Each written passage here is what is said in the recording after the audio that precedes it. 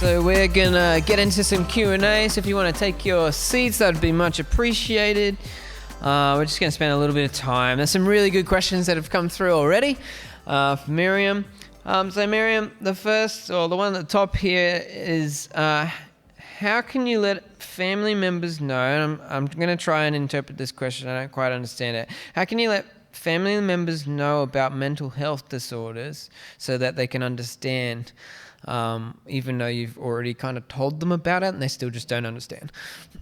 And we were talking about that all night, really, haven't we, about how people can think that if they just worry or they get down and you say you've got anxiety or depression, then just do what they're doing.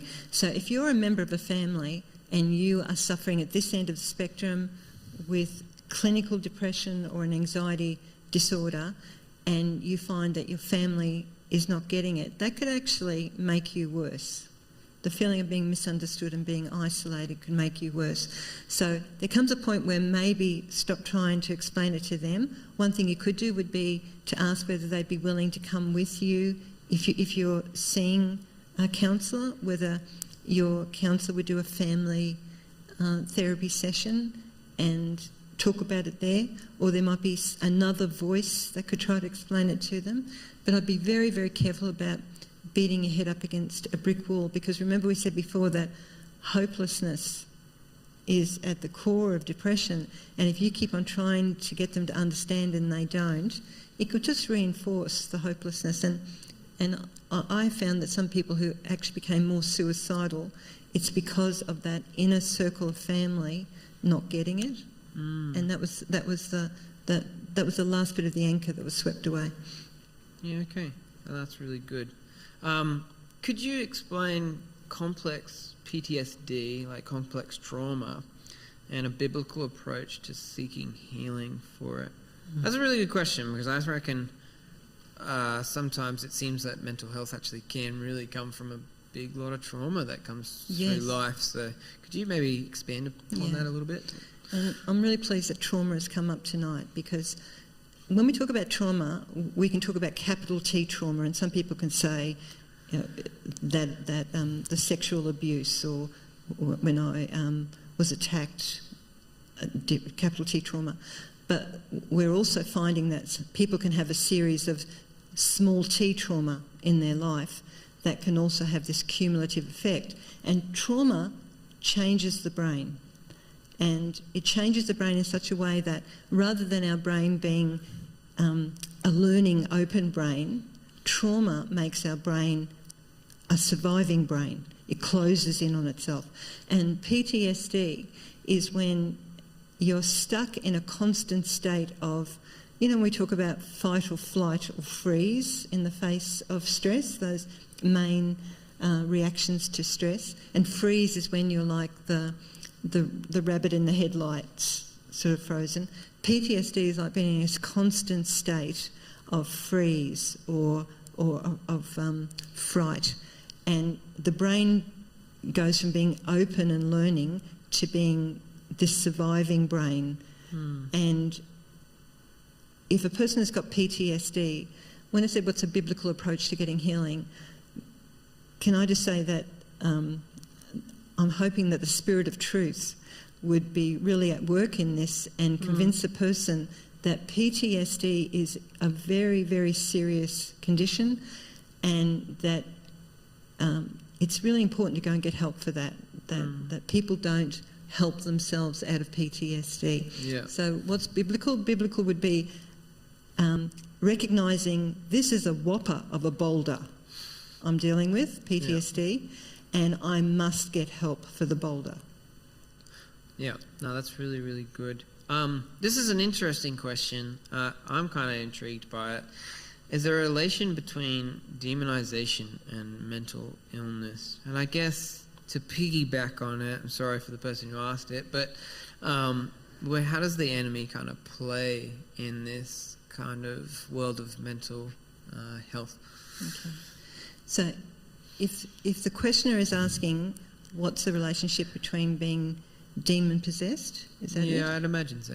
Because demonisation would be, we can demonise mental illness as saying the devil is always in that. Going back to our spectrum. I may have gotten that really wrong. Who knows? Go on. Who knows? With the spectrum, and we had wellness down there and illness here, I think it's really dangerous to think the evil one is only at play at this end. If you're going through a really cushy, cruisy time in life, I reckon watch out more for the temptations of greed and entitlement and laziness and everything else down that end. And yet we're very quick to say, is that person demon possessed if they're at this end with illness? And in the olden days, they used to think that anyone who had a mental illness must be demon possessed. Hopefully now through science we're understanding no, it's not the same. And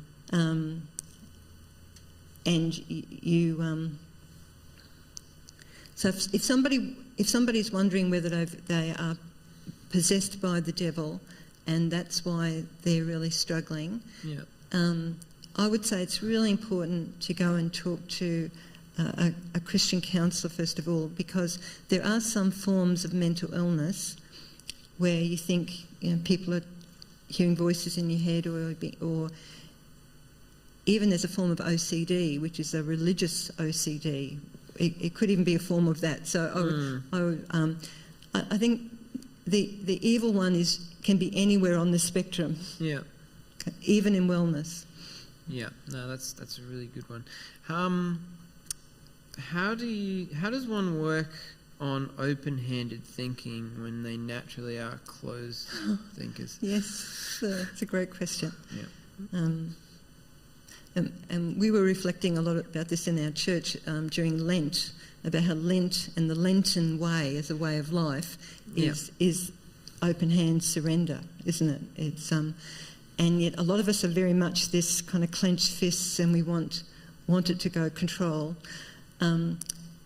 So if you've recognised in yourself that you lean more towards the I want to be in control, and a lot of us are like that, and it is rewarded quite a bit in our society. It's like, people are seen as being these setting goals and going for them, and nothing's going to get in their way sort of people, as opposed to, I think, the kingdom way, which is of more the surrender to Christ.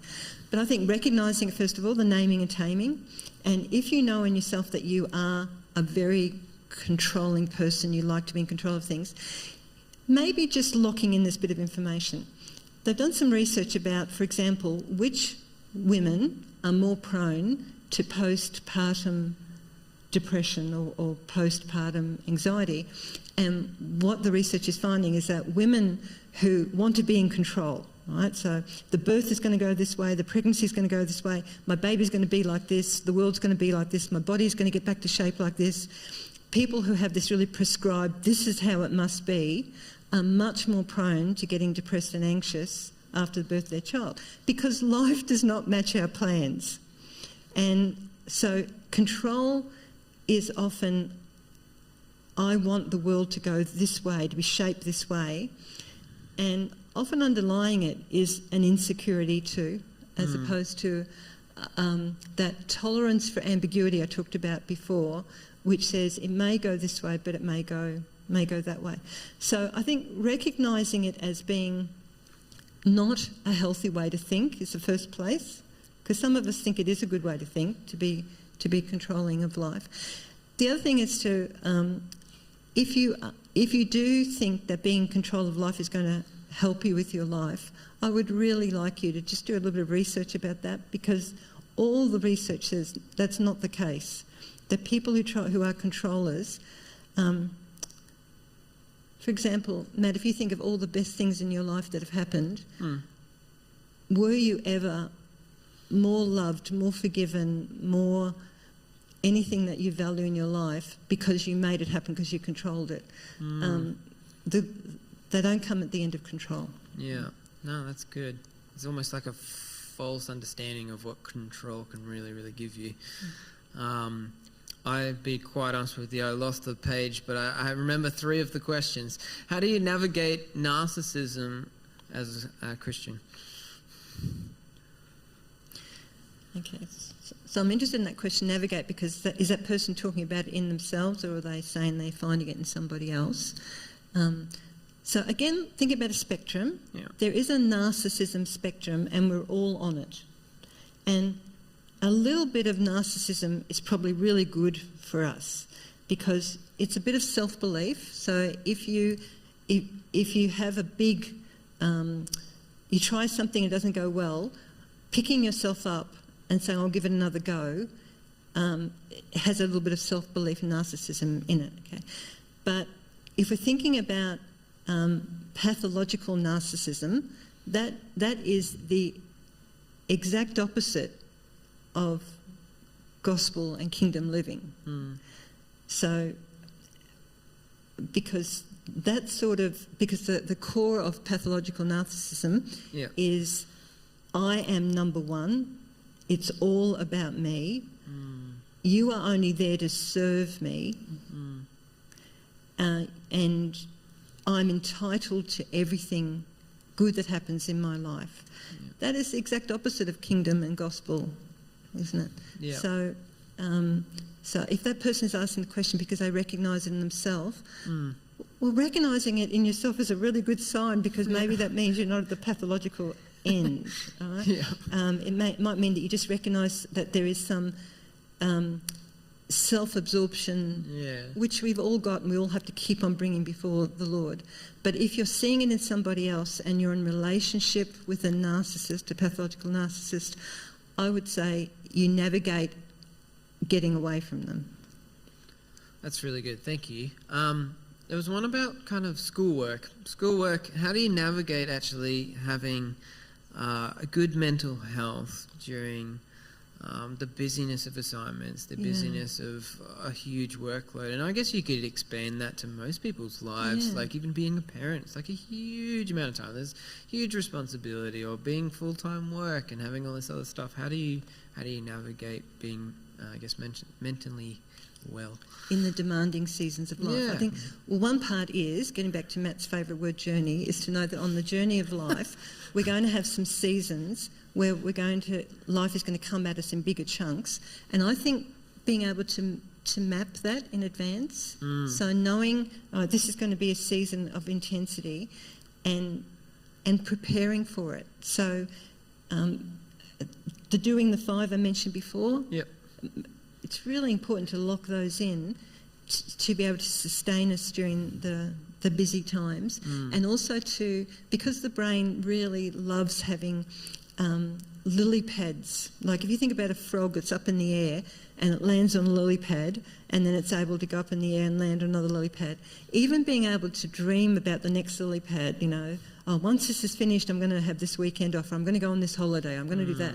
It's really helpful for the brain. It gives it like a lily pad view. So I would say absolutely do the 5 to get you through the stressful time. Prepare in advance, knowing it's coming, and build in some buffer, because some of us, using my analogy about the cliff face, some of us spend our life living on the cliff edge, and then when something really intense comes, we've got no buffer left and we're going to fall over. But if we could say, okay, there's a big season coming ahead with an exam block or something, how can I pull back here and build some of that margin, that buffer in? Yeah, that's really, really good. Last question. Could you recommend any good Christian psychiatrists or psychologists around the greater Brisbane area? I would love to, and I was saying this to Matt before. This is a very immediate question for me, because I'm telling my clients that this is my last year of counselling in my practice, and from next year I'm only going to be doing a couple of days a week just of offering supervision to pastors and missionaries.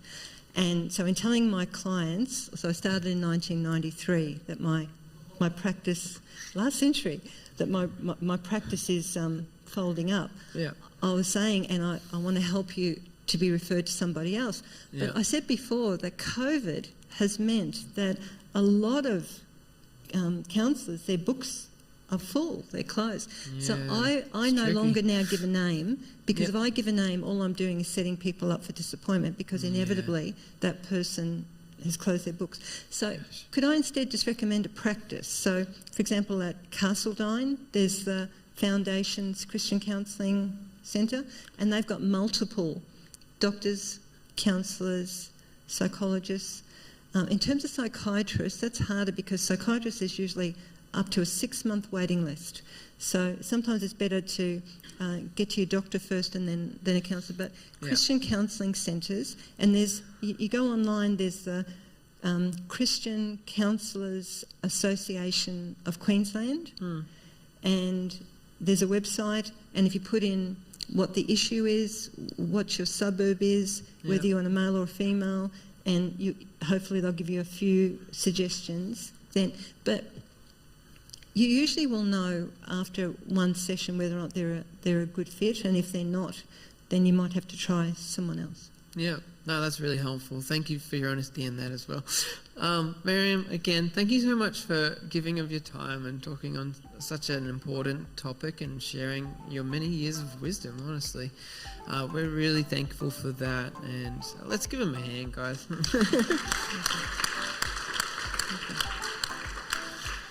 Well, we're going to wrap it up now, guys. So, again, for future listeners, if you found this helpful, if you guys found this helpful, we're not in it to be popular by any means, but we want what we're talking about to be popular in order to help people. So if you want to share that around, we'd greatly appreciate that.